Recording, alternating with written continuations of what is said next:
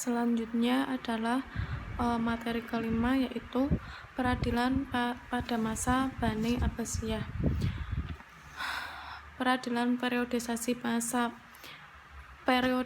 masa pemerintahan Bani Abbasiyah, yakni periode ini didasarkan suatu politik pergantian khalifah Abbasiyah 1, 2, 3, dan 4.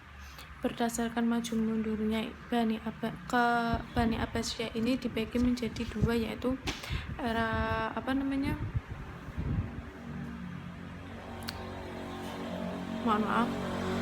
kemajuan era Abbasiyah. Yang pertama yaitu didirikannya kota Baghdad, di kota terbesar selain Cina. The Golden Age atau era keemasan. Yang ketiga, penerjemahan buku asing menjadi bahasa Arab secara besar-besaran.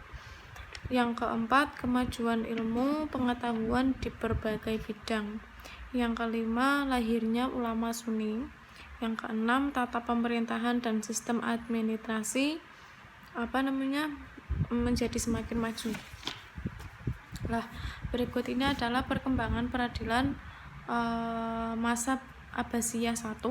Di antaranya adalah dikenal sebagai masa kejayaan Islam, namun tashub atau fanatisme yang sangat kuat.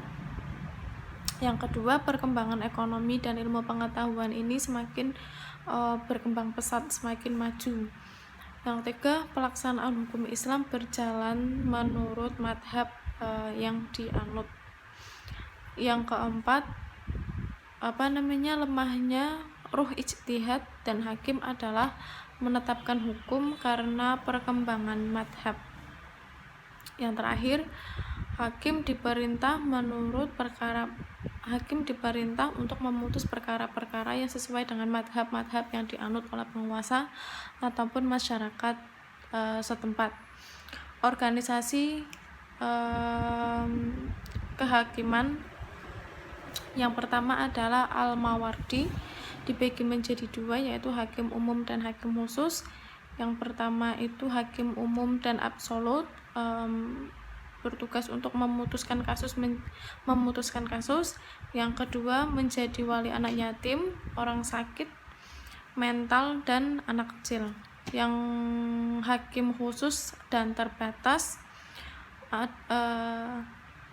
bertugas untuk memiliki kekuasaan terbatas sesuai dengan piagam penunjukan khalifah atau gubernur.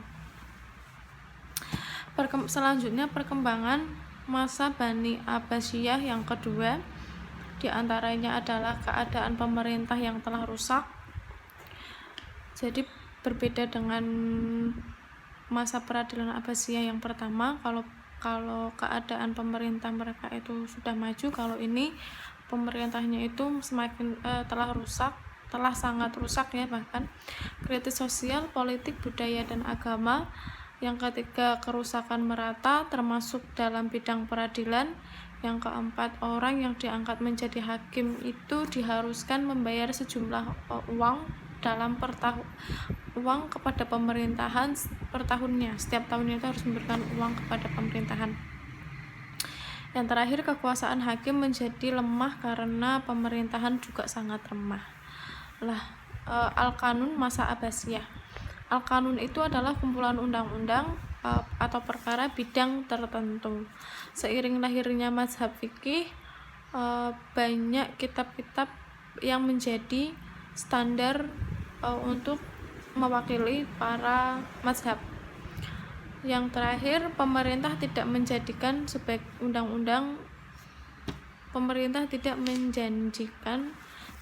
undang-undang. Selanjutnya adalah bab terakhir, yaitu bab peradilan Turki Utsmani.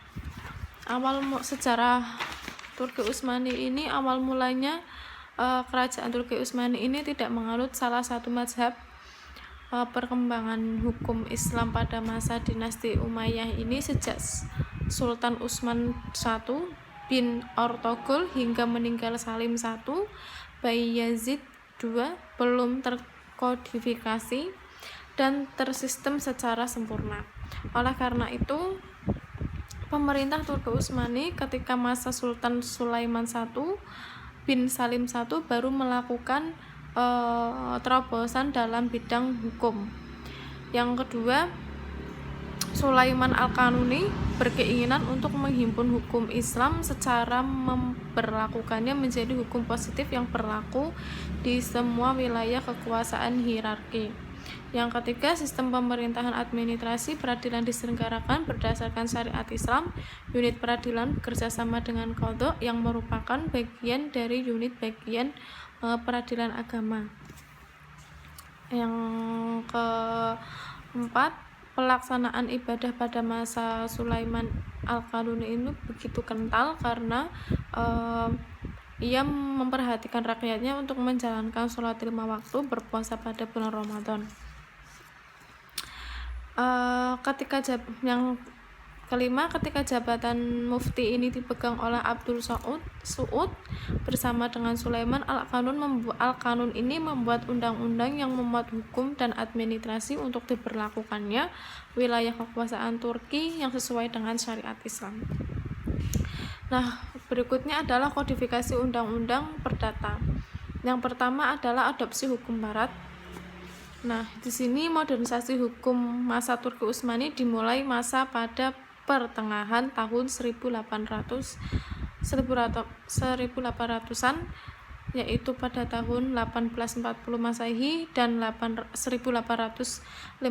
Masehi mengkodifikasi hukum pidana Islam, diikuti dengan pengadopsian terhadap 2 kode perundang-undangan yang terinspirasi dari hukum Prancis.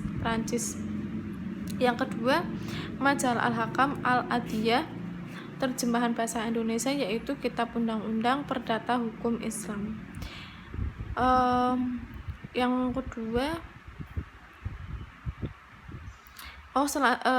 terusannya yang tadi Majalah Al-Hakam Al-Adiyah itu dibagi menjadi 2 ya.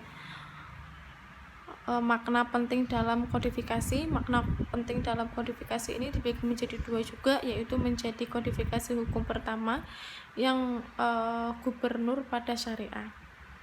Yang kedua, sebagai perlawanan yang berhasil terhadap kecenderungan dalam menghadapi hukum Eropa pada Kesultanan Turki Utsmani. Manfaat kodifikasi ini dibagi juga menjadi 2, mempermudah rujukan syariah saat memeriksa suatu kasus. Yang kedua, menjamin adanya keseragaman dalam memutuskan perkara.